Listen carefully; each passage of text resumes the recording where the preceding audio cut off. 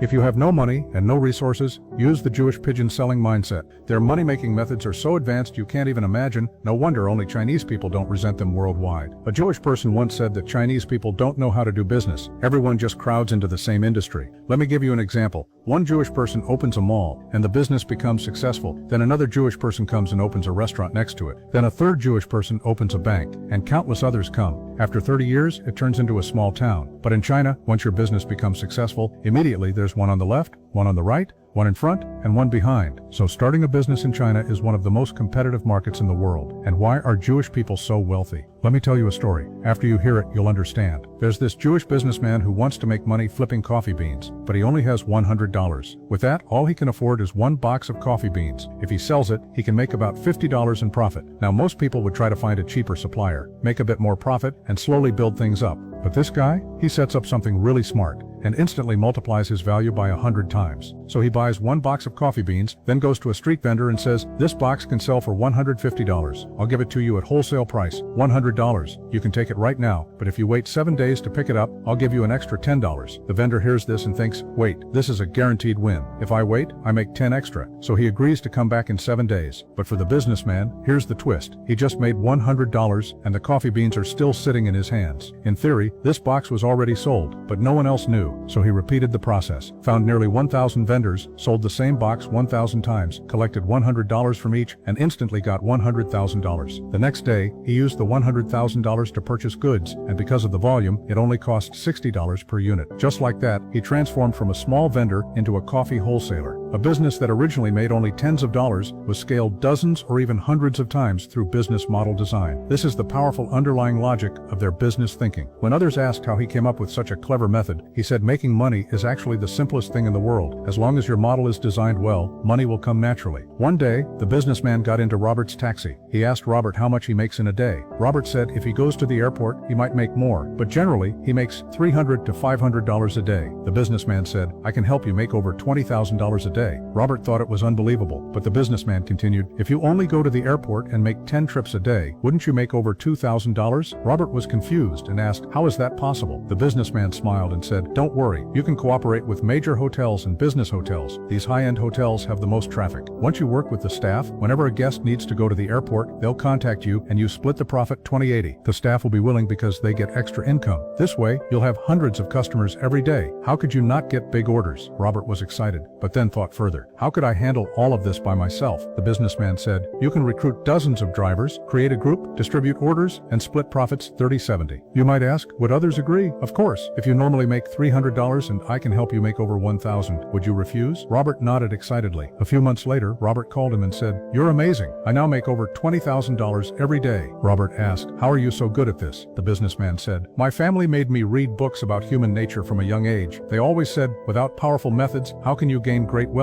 So never only teach your child to obey and work hard. If I could raise a child again, I wouldn't enroll them in piano, dance, or art classes. For ordinary families like ours, focus on teaching social skills, and their future